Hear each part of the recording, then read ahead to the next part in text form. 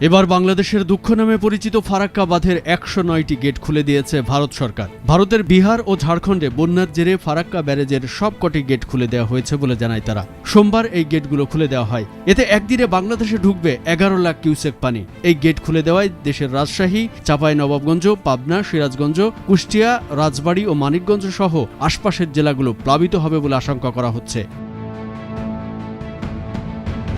এর আগে কয়েকদিনের টানা বর্ষণ এবং ভারত থেকে নেমে আসা উজানের ঢলে দেশে হঠাৎ করে বন্যা পরিস্থিতি তীব্র আকার ধারণ করেছে বাংলাদেশের ফেনী, নোয়াখালী ও কুমিল্লা অঞ্চলে। সবচেয়ে ভয়াবহ অবস্থা দাঁড়িয়েছে ফেনীর ফুলগাজী, পরশুরাম ও ছাগলনাইয়া উপজেলায়। বন্যার পানিতে তলিয়ে গেছে বাড়িঘর, রাস্তাঘাট, ফসলি জমি। এখনও হাজারো মানুষ পানিবন্দী অবস্থায় রয়েছে এসব জায়গায়। নদ-নদী বিষয়ক গবেষণা প্রতিষ্ঠান রিভারাইন পিপুলের পরিচালক এম আনোয়ার হোসেন বলেন, ফারাক্কার গেট খুলে দেওয়ার খবরটি আমাদের জন্য বিপজ্জনক। এর ফলে দেশের রাজশাহী, চাঁপাইনবাবগঞ্জ, পাবনা, সিরাজগঞ্জ, কুষ্টিয়া, রাজবাড়ী ও মানিকগঞ্জ সহ আশপাশের জেলাগুলো প্লাবিত হবে বলে আশঙ্কা করা হচ্ছে।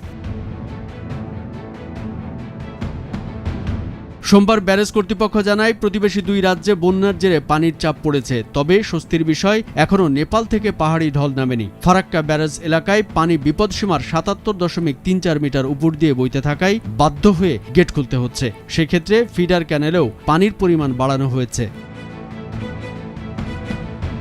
ফারাক্কা ব্যারেজের জেনারেল ম্যানেজার আর দেশপান্ডে বলেন, ফারাক্কা ব্যারেজ কর্তৃপক্ষ সবসময় অ্যালার্ট রয়েছে, প্রতি মুহূর্তে নজর রাখা হচ্ছে। খুব কম সময়ের মধ্যে যেভাবে পানির চাপ তৈরি হয়েছে তাতে ১০৯ গেটের সবকটি খুলে না দিলে ব্যারেজের উপর বড় চাপ তৈরি হচ্ছিল, বড় ক্ষতি হয়ে যেতে পারত। আপাতত ফিডার ক্যানেলে ৪০,০০০ কিউসেক ও ডাউন স্ট্রিমে ১১ লাখ কিউসেক পানি ছাড়া হয়েছে।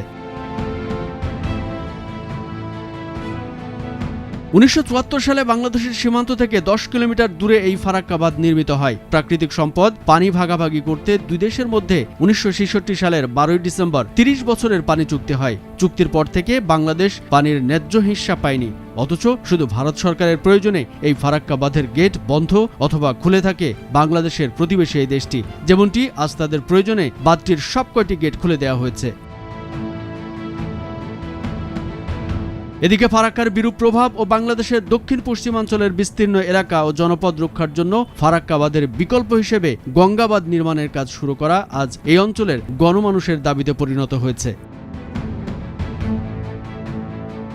কামরুজ্জামান আরিফ, ভোরের কাগজ।